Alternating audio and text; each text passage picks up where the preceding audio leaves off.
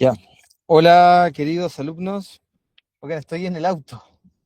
Estoy en el auto porque, a ver, les cuento un poco la logística. Se enfermó mi señora, tuve que venir a dejar a mis hijos al colegio, a Leoncito, a la Elena y a la Clara, y después tenía que venir a buscarlos. Así que, como hoy día no tengo clase, hoy día es lunes, lunes 13 de abril. Como hoy día no tengo clase durante la mañana, por lo menos en la Finisterra. Eh, Nada, me quedé por acá, pasé a una cafetería a trabajar y nada, pues ahora, claro, no podía hacer en la cafetería la clase porque iba a molestar a la gente que estaba ahí trabajando, conversando. Así que nada, pues aquí ya me subí al auto. Estoy cachando que está bien cochino. Mis hijos, ay, qué sé yo, que ponen las manos en los pies, como el exorcista, y se ponen a caminar. Nada, pues vine al auto a hacer el video asincrónico que me comprometí de hacer, que de paso sirve también como repaso para la solemne y la clase que esta semana no va, ¿no? Básicamente tocar los dos puntos de la prueba. No, tampoco va a ser un video excepcionalmente largo o profundo, ni mucho menos.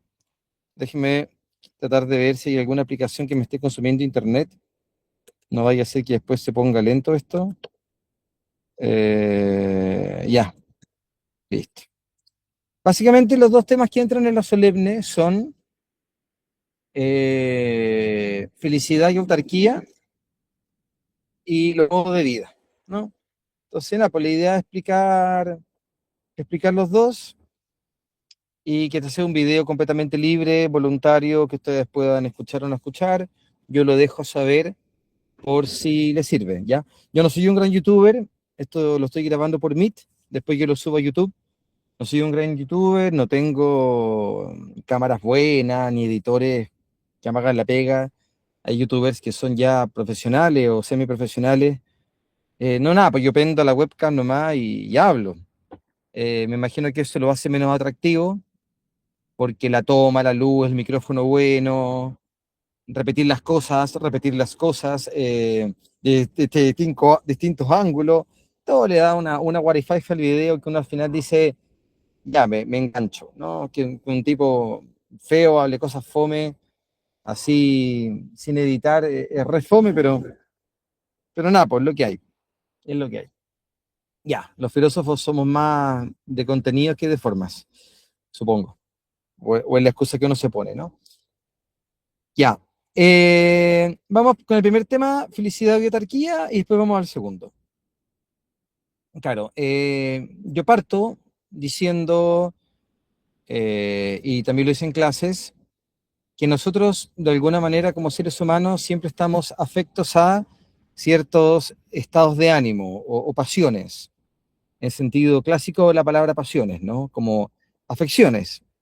Así como quien se haya un día resfriado sin quererlo, con mucosidad, dolor de garganta, de repente, ¡pum!, nos encontramos contentos, de repente, ¡pum!, nos encontramos tristes, muchas veces sin saber mucho apito de qué estoy alegre o estoy triste, o sabiéndolo, reconociendo una cierta pasividad ante la afección del ánimo, ¿no? Entonces, claro, de repente me encuentro contento, de repente me encuentro triste, de repente me encuentro sintiendo placer o sintiendo dolor, ¿no? Claro, voy caminando por la calle, me llega un pelotazo en la cara y siento dolor. Claro, pasé por un parque, habían unos niños jugando a la pelota, me llegó un pelotazo sin previo aviso y ¡pam!, siento dolor, ¿no? Entonces, ese dolor es absolutamente repentino, fortuito, yo soy completamente pasivo ante él. Supongamos que además tengo malos reflejos, no paso pendiente de que me llegue un pelotazo o no me llega un pelotazo, uno simplemente camina por la calle, ¿no? Y ¡pam!, me llega un pelotazo, ¿no? Entonces, claro, de repente nos encontramos estando felices, estando contentos, sintiendo placer, sintiendo dolor, eh, buscamos en cierto modo, o no rehuimos de la alegría ni del placer, y más bien rehuimos eh, el dolor y la tristeza, ¿no? Entonces, cabe preguntarse cuál es el origen último de estos estados de ánimo o afecciones del ánimo, y saber sobre todo si tienen una causal como externa o interna, ¿no? O sea, claro, yo comentaba en clase, de repente voy caminando por la calle, me encuentro una billetera llena de dinero, no tengo forma de saber a quién le corresponde, de quién es el dueño o la dueña de esa billetera, no tiene ninguna identificación, en su lugar solitario, solamente está la billetera y un buen manojo de billetes, y uno dice, bueno, no tiene identificación, no tengo cómo identificarlo, supongamos que fueran 300 lucas, que al menos para cómo están mis finanzas es mucha plata, ¿no? Y uno dice, bueno, me las quedo, ¿no? Entonces llego a la casa todo contento, linda, linda, mire, me encontré 300 lucas, ¿no? O mejor le digo que me encontré 100, para tener un margen ahí para gastármelas yo. Claro, me pasó algo bueno, me pasó algo bueno, me pasó algo feliz, me pasó algo alegre, me pasó algo placentero, ¿no? O de repente, por poner un ejemplo contrario, voy caminando por la calle, paso por debajo de un árbol y una palomita se le ocurre la brillante idea de ser popó y me cae toda la caca de la paloma en la cabeza. Al revés, pues llegaré a mi casa enojado, ofuscado, irritado, diciendo, día de mierda, ¿no? Perdón la expresión. Me cagó una paloma, literalmente me cagó una paloma en la cabeza. Y uno llega ahí pateando la perra, ¿no? Como se dice vulgarmente, ¿no? Entonces, claro, me pasó algo malo, me pasó algo infeliz, me pasó algo desafortunado, ¿no? Y evidentemente que la vida está llena de cosas así. Aristóteles pone como ejemplo nacer con un semblante feísimo, tener hijos ingratos, tener amigos traidores. Evidentemente que sí, claro, el ejemplo de la fealdad lo podríamos sacar porque es muy cuestionable, ¿no? Pero claro, evidentemente tener hijos malagradecidos y tener amigos traidores es una cosa que no depende de mí y que sin embargo me pasa y merma mi felicidad. Nadie va a llamarse a sí mismo plenamente feliz si tiene hijos malagradecidos o amigos traidores. Y sin embargo uno puede hacer el mejor empeño para ser un buen padre y aún así tener hijos malagradecidos, o hacer todo el empeño de ser un buen amigo y aún así tener amigos desagradecidos, ¿no? O amigos traidores, perdón. Porque está esa cuota de libertad del otro, en la cual yo nunca puedo ingerir como agente moral, ¿no? Entonces, en el hacer orden de cosas, evidentemente uno puede pensar, bueno, entonces, en definitiva, ser feliz o ser infeliz es algo que nos pasa, es algo que nos sucede, es algo que nos ocurre, y no hay mayor injerencia de mi parte como agente moral si nazco en una buena familia, con papás amorosos, con solvencia económica, en un país o en un barrio pacífico, si tengo buenos amigos en el colegio, además nazco según el estándar de belleza de la moda, de la época, ¿no?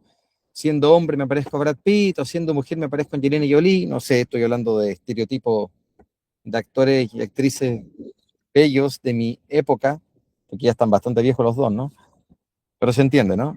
Entonces, bueno, qué vida más feliz, po. Tuvo o le tocó padres amorosos, con solvencia económica, nació en un barrio o país tranquilo, además bello o bella. Claro, uno dice, la vida le sonrió, tuvo buena fortuna, en consecuencia es feliz, ¿no? Y alguien dirá, bueno, nací en un país en estado de guerra, perdí a mis padres a muy temprana edad, he pasado siendo niño frío y hambre, tengo una vida infeliz.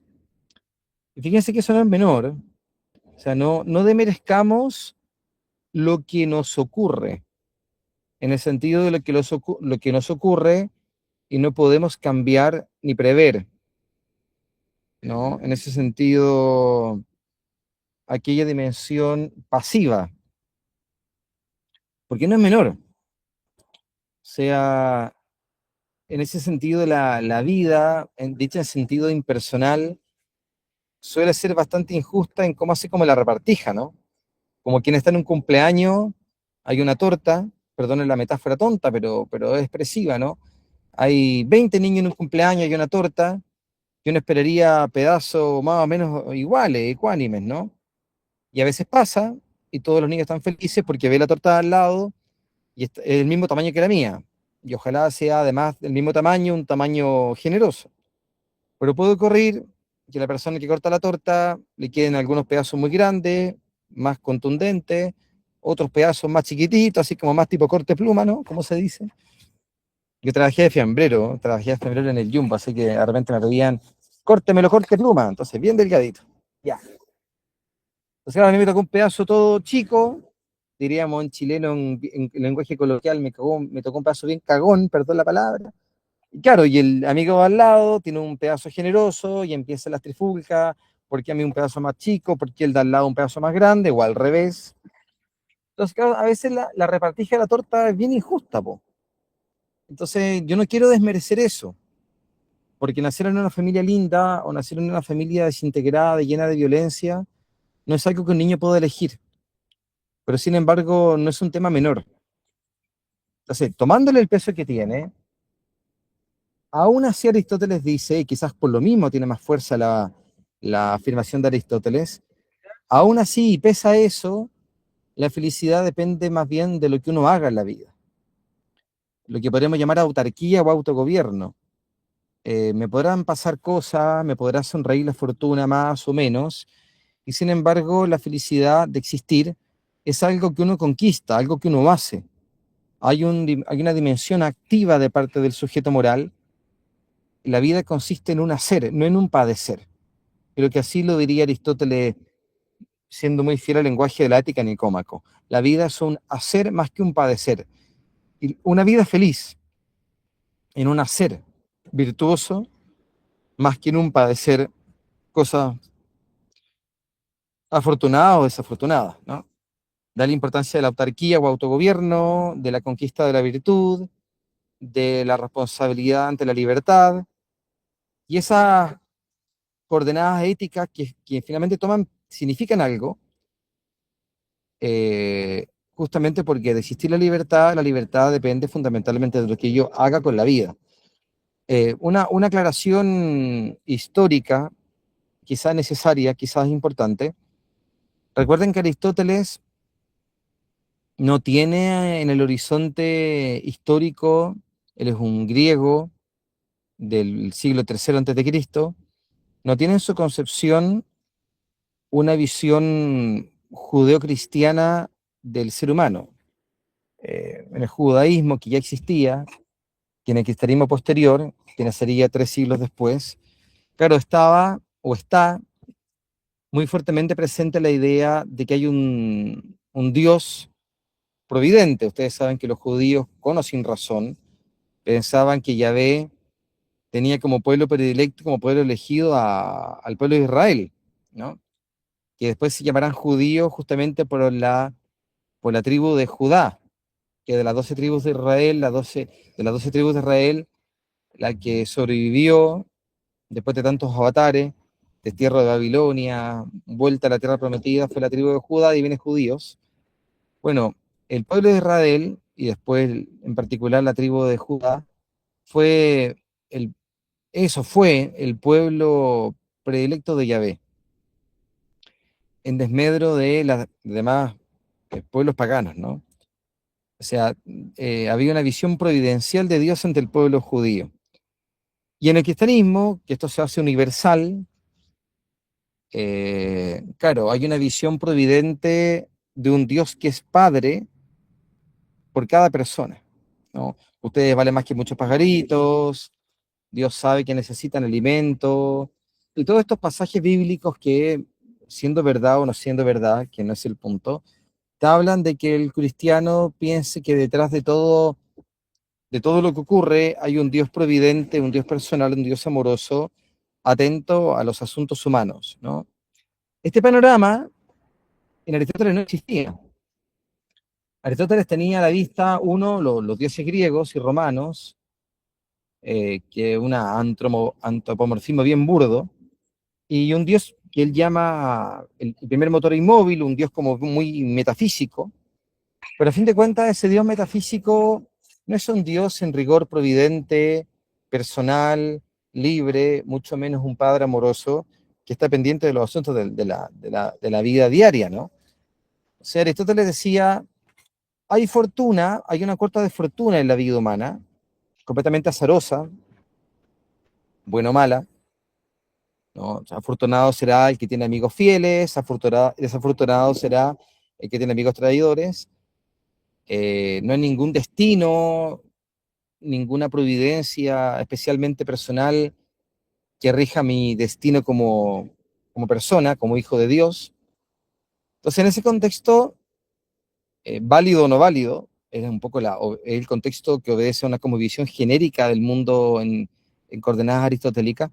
Evidentemente, él pone el acento en la autarquía, en el rol activo de cada agente moral de conquistar la prudencia, la fortaleza, la templanza, la justicia, tener una vida amistosa, poniendo finalmente allí la felicidad, ¿no? Entonces, una felicidad completamente perfecta sería una persona virtuosa, pero que además la fortuna en cierto modo le ha sonreído, ¿no? Porque dice Aristóteles, bueno, voy a citar literal su ejemplo, pero no es el ejemplo que a mí más me gusta y no es el ejemplo más feliz. Una persona de semblante feísimo no podrá ser feliz del todo. Esa es la frase. Yo la cambiaría. Una persona con amigos traidores o una persona que haya tenido la muerte de sus hijos cuando eran niños de forma trágica, no podrá ser feliz del todo, pero la clave está en el del todo. No está diciendo que no pueda ser feliz. Te está diciendo que va a tener una felicidad imperfecta porque ciertos avatares del destino o de la suerte o de la fortuna no fueron precisamente lo más felices, ¿no? Entonces, la felicidad depende ante todo de la gente moral. ¿Cuál es la moraleja para la ética? Que evidentemente la vida hay que tomársela en serio, ¿no? Es decir, claro, hay un ramo de ética, yo doy ética en la Finisterra, doy ética en la Gabriela Mistral, a veces me toca dar ética en la San Sebastián, y claro, uno dice, bueno, la ética es un ramo bastante fome, es un ramo relleno, un ramo chayo, lo llamaban un tiempo atrás en la Finisterra, ramos chacota, más o menos fáciles, que hay que pasar porque son un cacho. Eh, y sí, en cierto modo, la ética es eso. Un ramo medio cacho, un ramo medio fome, sobre todo para la gente que no le gusta la filosofía. Pero si uno tiene una mirada más profunda, la ética es la vida misma. La vida misma en la medida en que se asume de forma personal, libre, autónoma, y uno dice, bueno, esto que se llama vivir, nadie lo puede vivir por mí, tengo que asumir mi propia vida en primera persona, hacerme cargo de ella, hacer cosas con esta que se llama vida, decidir, elegir y saber que cada elección tiene un peso, un costo. Eso es verdad, cabrón. O sea, yo, independiente de ser profesor, lo digo más como Íñigo que como profe, las decisiones tienen un costo. Y parte de la vida adulta consiste en asumir ese costo, ¿no? Y darse cuenta es de que a veces las cosas más malas que a uno le ocurren, y lo digo en primera persona y muy en serio, las cosas más malas que a uno le ocurren, que a uno le ocurren, son consecuencias de los propios errores, ¿no? El tiempo no perdona las excusas, y eso es muy cierto. Ya, eso a grosso modo con la pregunta número uno, ¿no? Y respecto a la pregunta número dos, sobre los modos de vida, pero la ética clásica o la ética de la virtud o la ética aristotélica también se puede llamar ética de los bienes, ¿no? Porque según el modo en que yo comprenda la vida, también según ese modo de comprender, van a ir apareciendo en ese horizonte vital ciertos bienes, ¿no?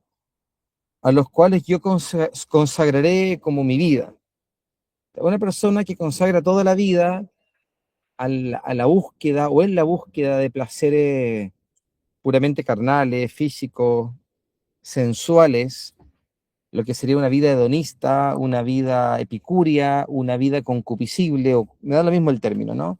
una vida donde el horizonte último y definitivo sea el gozo de los placeres sensibles, de la sensibilidad, los placeres relacionados con el cuerpo, ¿no? Sabemos que es rico comer, y comer es un placer eminentemente corpóreo. Yo teniendo hambre, como algo rico, siento placer. Yo teniendo sed, bebiendo algo rico, siento placer. Yo teniendo un cierto grado de cansancio corporal, descansando o yéndome a dormir, siento placer. Y evidentemente como animal sexual, el acto sexual o la actividad sexual en general también está asociada al placer. No son inventos míos, no son cosas que sean especialmente escandalizantes, ¿no? Esto es como la vida humana típica. Entonces, claro, yo ponía como ejemplo a un Barney Gómez en Los Simpson o algo así como, sí, un Barney Gómez, ¿no? Que consagra su vida a estar en la taberna de Moe tomando cerveza, como diciendo, no se aparece un horizonte vital más noble y elevado que este. Esto de más noble y elevado presupone una visión muy jerárquica y vertical de los bienes. Ustedes saben que Aristóteles sostiene que el hombre es el hombre y la mujer, el ser humano, es un animal racional, o sea, la racionalidad sería el rasgo distintivo del humano. Evidentemente somos corpóreos, tenemos sensibilidad como el perro, como el gato, pero en la medida en que somos racionales, los bienes de la razón o los llamados bienes superiores van a ser más nobles que los bienes inferiores y que por lo mismo se llaman inferiores, ¿no? Entonces, claro, el cultivo solamente de los bienes inferiores, que serían los bienes del cuerpo, de la sensibilidad, implicaría el cultivo de una forma de vida más inferior, que es lo que justamente él llama vida del vulgo. Y él dice, la ética Nicómaco, la mayoría de los hombres y mujeres frecuenta vivir una vida propia de bestias. ¿Y por qué de bestias? Porque gozan de comer, gozan de descansar, gozan de beber, gozan de la sexualidad, que sería más o menos el tipo de placer al cual podría aspirar un gatito, un perrito, una vaca, un caballo, ¿no? Sin embargo, Aristóteles sostiene que hay al menos dos bienes o dos modos de vida que resultan superiores a esta vida vulgar. Entonces, por eso presenta un segundo modo de vida, que es la vida activa o lo que él llama también la vida política.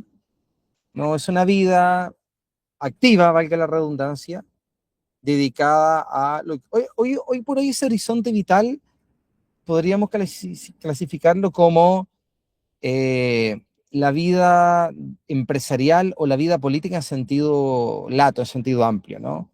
Una persona que se dedica a hacer cosas, ¿no? O que se dedica al mundo de la polis, al mundo político, al mundo del bien común. Vista de la forma más noble posible, el hombre y la mujer de vida activa o de vida política se aboca al bien común, ya sea en el mundo de los negocios, ya sea un mundo más justo, un mundo más ecuánime, ya sea en el mundo, desde el mundo de la política.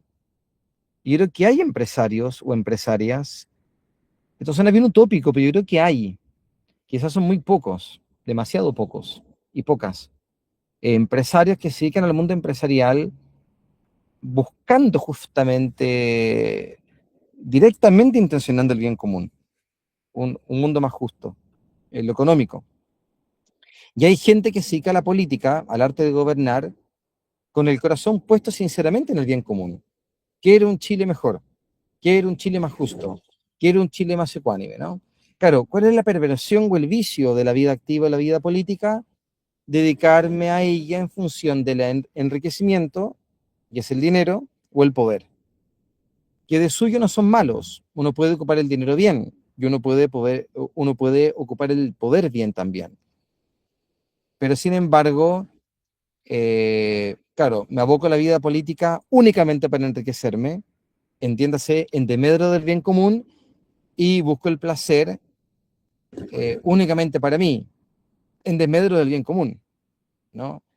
Entonces, claro, en la medida en que el dinero, la riqueza, la fama, la vanagloria y el poder del mundo seducen, y por Dios que seducen, esto lo grafica muy bien a mi juicio Tolkien con la trilogía El Señor de los Anillos, ¿no? Con el anillo único, el anillo de poder, ¿no? Porque todas las razas de la Tierra Media, los humanos, los elfos, los orcos y los enanos, los hobbits también, se ven todos seducidos por el poder del anillo, el poder, ¿no? Y bueno, así como algunos se ven seducidos por el placer del cuerpo, otros se ven seducidos por un bien más noble porque está asociado a la racionalidad práctica, a la parte más racional del ser humano, y por ende ya en un horizonte de lo que podríamos llamar placeres superiores. Yo creo que llama Aristóteles la vida activa, perdón, la felicidad activa. Así como hay una vida activa, para Aristóteles hay una felicidad activa, justamente en la parte noble de esta vida, la felicidad propia de un ser humano abocado a el bien de la polis, el bien común, el bien en el mundo de los negocios, el bien en el mundo político, ¿no? Y hay gente que goza efectivamente en el mundo político de que se proclamen leyes justas, no es proclamar, que se promulguen eso, leyes justas que apunten a un Chile mejor, ¿no? O sea, no sé, pienso, por ejemplo, en la ley del postnatal de 6 meses, que no me acuerdo que, creo que fue Piñera, pero podría haber sido Bachelet, me da lo mismo el político de turno que lo haya, porque hay un político, que hay un presidente que firma la ley, y la ley se promulga en el diario oficial, ¿no? Por ejemplo, me imagino que todo el espectro político habrá celebrado un postnatal de 6 meses, porque, bueno, ayuda a la familia, ayuda a la mujer, ayuda a la madre, ayuda al niño, eh, le da más estabilidad económica a la madre que no tiene que estar preocupada de salir a trabajar después de 3 meses, cuando todavía el niño es muy vulnerable. Era que todo el mundo de alguna forma se alegró, más directa o indirectamente, de que se haya promulgado la ley del postnatal de 6 meses, pero me imagino que hubo una especial alegría de la gente que tramitó la ley, la gente que la votó, la gente que la discutió en el Congreso, suponiendo siempre que lo hizo, que no podemos leer los corazones de la gente, justamente por esta afán de bien común, ¿no? Sea que lo hizo por conveniencia política, sea que lo hizo por voto, sea que lo hizo por poder, por fama, bueno, hay un vicio ahí en la praxis política, pero me imagino que si alguien lo hizo de buena fe, pensando en las madres, habrá una cierta felicidad asociada a esa actividad. Bueno, esa felicidad asociada a esa actividad, visto desde el punto de vista más noble posible, es la felicidad activa y que obedece a un tipo de horizonte vital que podríamos llamar justamente felicidad, vida activa o vida política, ¿no? Insisto, asociado a la felicidad activa. Ya. Y por último, la vida contemplativa, ¿no? La vida contemplativa donde aparece o comparece, no estoy aburrido, tengo sueño. Me desperté a las 5 de la mañana sin, sin sueño, me puse a trabajar, me puse a escribir, a leer, aprovechar de hacer el check-in porque me iba a acomodar los anteojos, no tengo los anteojos. Me voy a poner los anteojos para parecer más inteligente. Ahí. Hice el check-in porque, bueno, estoy haciendo esto el lunes 13 de abril a las 12:10 de la mañana, de la tarde ya, y mañana tengo mi vuelo a Barcelona porque mañana parto a defender mi tesis doctoral que defiendo el jueves, 10:30 hora española, 4:30 de la mañana hora chilena, así que voy a estar ahí muerto de sueño defendiendo mi tesis doctoral. Bueno, tercer modo de vida, la vida contemplativa, ¿no?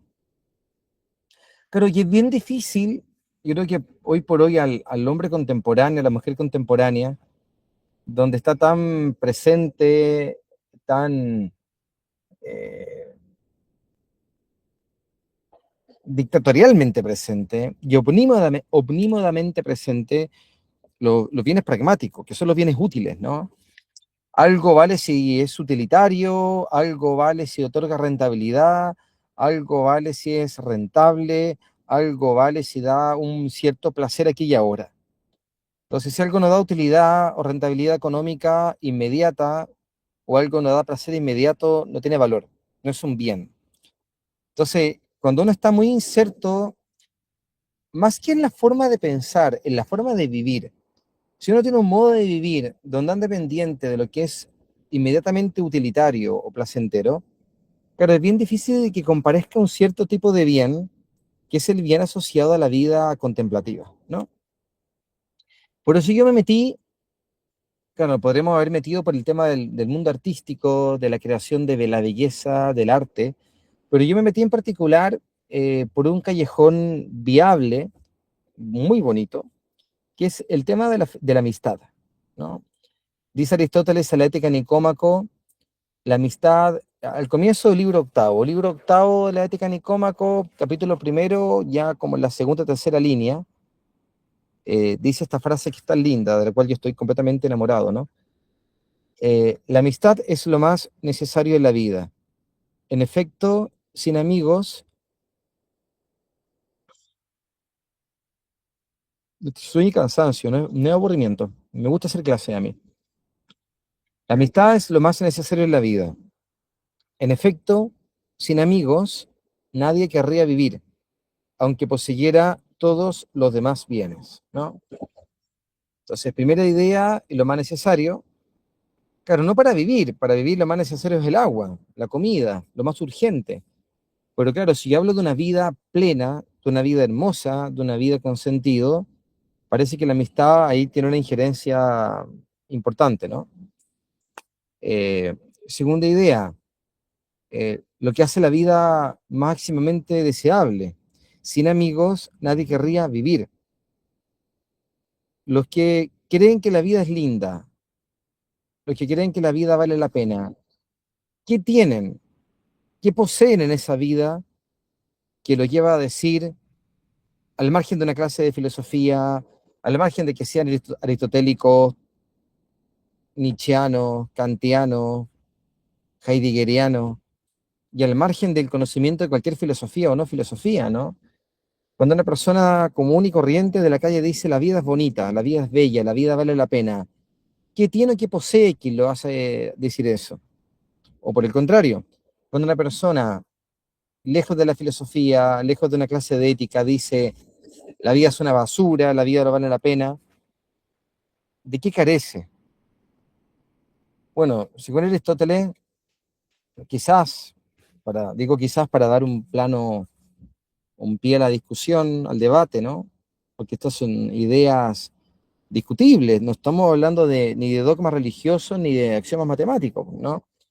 Que la amistad sea el máximo bien puede ser verdad, pero también es una cosa sumamente discutible, ¿no? Alguien podría decir desde el escepticismo más radical, profesor, los seres humanos somos egoístas, patológicamente narcisistas, no existe la amistad, al final la gente persigue el propio bienestar personal, que es el placer, o a lo sumo la riqueza, el dinero, ¿no? Claro, en esa perspectiva, la amistad como un bien sería poesía, algo muy bonito para las canciones de amor, pero no una profunda verdad antropológica o una profunda verdad ética. Pero hay gente que sí piensa que la amistad es un bien así, y que por ende quien tiene un amigo fiel, un amigo de verdad, tiene algo que hace la vida hermosa. Y la tercera idea, primera idea, el humano es hacer en la vida, sin amigos nadie querría vivir, y que supera los demás bienes. O sea, es un bien que al menos según la opinión de Aristóteles es un bien que supera o trasciende todo otro bien, ¿no? Trasciende el placer como bien, trasciende el dinero, trasciende el poder, eh, trasciende la gloria y la vana fama, la vanagloria y la fama, vana fama, no, pues la gloria y la fama y la vanagloria, ahí sí, yo soy un poco disléxico al momento de hablar, ¿no? Eh, y al final hablar de el bien de la amistad es en el fondo hablar del bien de la persona, ¿no? O sea, acá ocurre algo bien, bien bonito, porque fíjense, por una parte, vida del vulgo asociada al placer, vida activa o política asociada a los honores, la fama, la riqueza, y vida contemplativa asociada a un bien, que es el bien de la amistad, y que a su vez es el bien de la persona, porque solamente las personas pueden ser objeto de amor de amistad. Las cosas no pueden ser amadas con amor de amistad, diría Aristóteles, ¿no? Entonces, esta tripartición de modos de vida, a esta tripartición le corresponde otra tripartición, ¿no? De los bienes. Dice Aristóteles también en la Ética Nicómaco, en el libro primero, que puede ser querido o que puede ser amado como un bien. Y él dice, algo puede ser querido porque es placentero, y así yo amo el chocolate porque me deleito comiéndolo. Alguien puede amar, no sé, o alguien puede querer, mejor dicho, una vacuna porque me libra de enfermarme. O sea, no es algo placentero, pero es algo utilitario. O algo puede ser querido en sí mismo. O sea, bien deleitable porque genera placer, bien útil porque me genera cierta rentabilidad en sentido amplio, me genera cierto beneficio. Pero claro, siempre el placer es placer para mí y el beneficio es beneficio para mí. Pero ¿qué puede ser amado por sí mismo? El bien honesto. Y para entender qué es esto del bien honesto, una tercera trilogía conceptual, ¿no? O sea, primero, modos de vida, vulgo, política o activa y contemplativa. Tres bienes, el bien deleitable, el placer, el bien útil, el dinero, sobre todo el dinero, y el bien honesto, que se entiende muy bien a la luz de esta tercera y última trilogía conceptual, ¿no? Amistad por placer, amistad por utilidad y amistad verdadera o amistad honesta o amistad virtuosa, me da lo mismo, honesta, virtuosa, honesta, virtuosa, verdadera, muévanse con bastante libertad, ¿no? Podríamos hablar de amistad honesta para hacer la analogía más directamente con el bien honesto, ¿no? ¿Cuál sería la amistad placentera cuando en el fondo el amigo es amigo mío porque me otorga placer? Cuando en el fondo el amigo es un bien placentero y por ende un bien relativo a mí. No es amado el amigo por lo que es, sino que por el placer que me procura. Entonces es una amistad es como a medias, una amistad media, no es una amistad plena perfecta. La segunda amistad, la amistad por utilidad, perdón que vaya tan rápido, porque como es un resumen, una síntesis, la amistad por utilidad también es una amistad en cierto modo autorreferencial, porque yo más que amar al amigo, quiero la utilidad o el beneficio que mi amigo me da. Entonces, no amo al amigo por sí mismo, amo el beneficio que me provoca ser amigo de él, ¿no? En cambio, en la amistad honesta, uno quiere a la persona por lo que es. Aparece un bien que es el bien del amigo.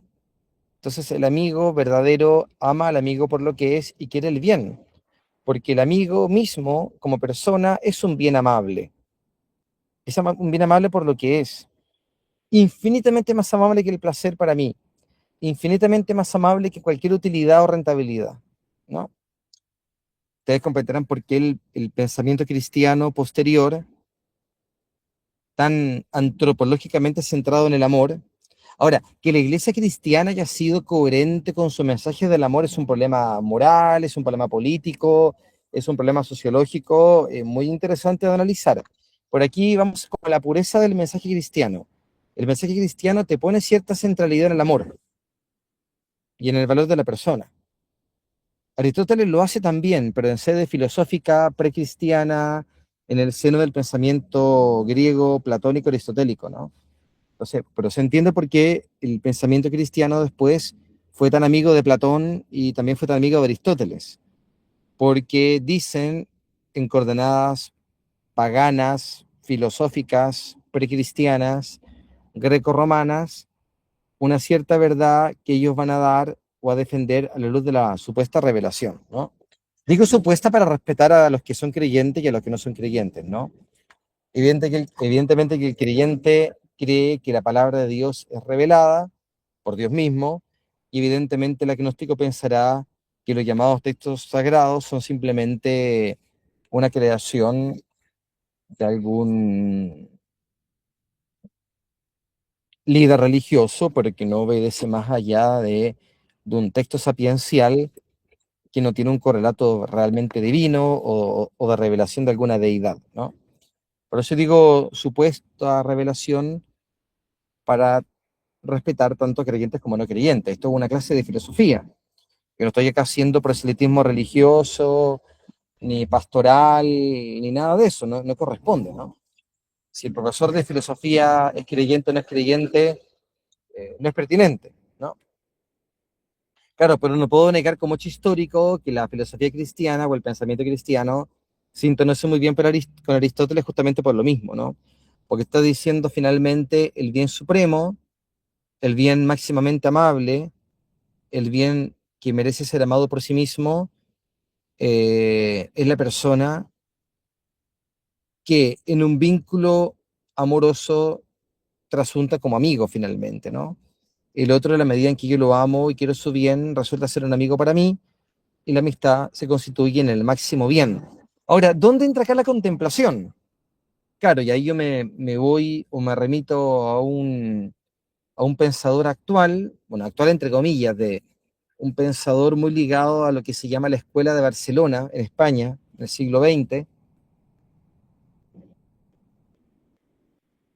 Perdona el postezo, insisto, no es aburrimiento, estoy cansado, llevo muchas horas despierto, no he parado en toda la mañana, hace falta un buen café, una Red Bull, un shot de energía, alguna cosa así, ¿no?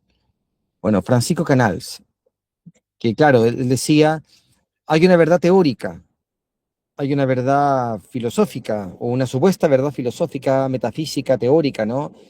Que la persona es digna, que la persona es el sumo bien. Pero claro, ¿cómo llegó de esa verdad a una verdad viva? Entonces él hablaba de que tiene que haber un tipo de mirar.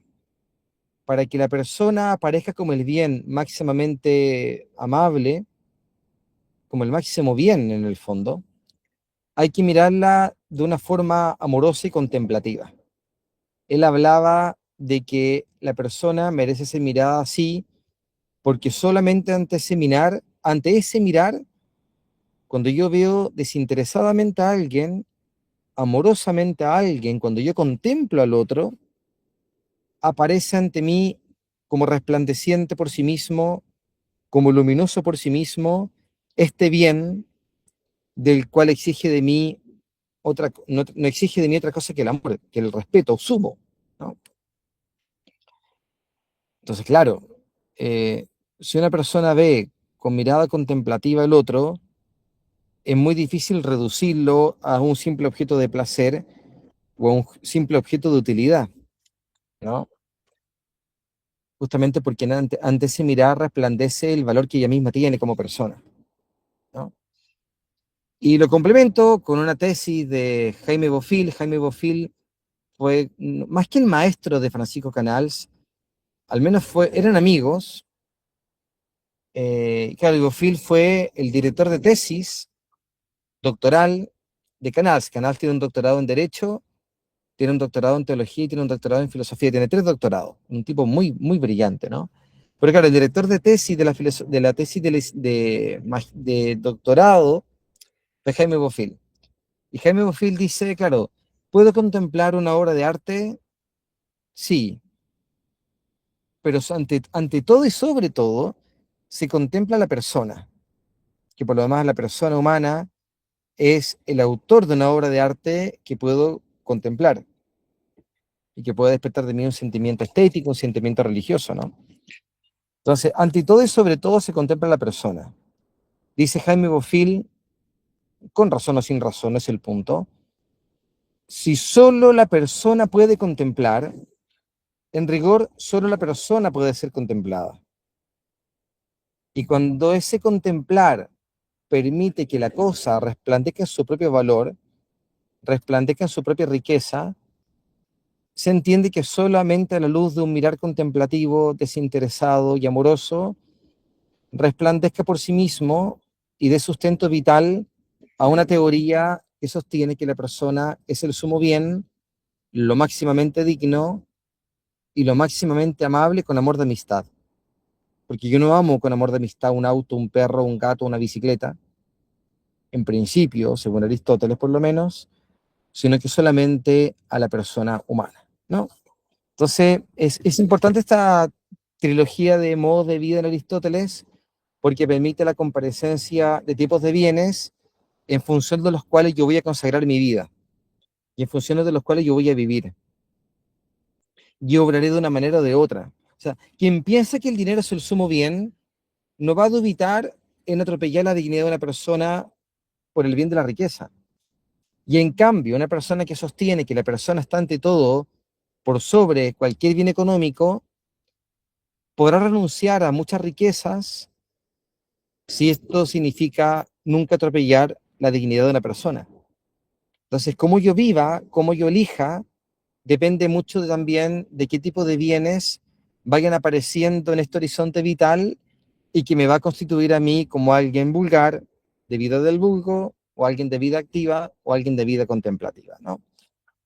Eso, eso a grosso modo como resumen de lo que entra en la prueba, una preguntita de desarrollo sobre la felicidad y la buena fortuna, o mala fortuna, y una preguntita de desarrollo donde me expliquen bien el tema de los modos de vida, qué tipo de bien aparece en cada uno de ellos, cuál está asociada más fundamentalmente a la felicidad perfecta, que va a ser la vida contemplativa, ¿no? Y eso. Ya, oigan, ya, yo les subo después este videito a YouTube para que ustedes lo puedan ver de forma sincrónica a modo de resumen y de clase sincrónica. Un tremendo abrazo, que estén súper bien. Perdón lo feo, perdón lo fome, perdón lo rasca del video, perdón lo improvisado del video, es lo que hay. Ya, que estén muy bien. Un abrazo muy afectuoso a todos y a todas. Ahí les cuento cómo me fue en mi defensa de tesis doctoral. Que estén súper bien. Chao. A ver, dejé de grabar. Ahí está, detener la grabación.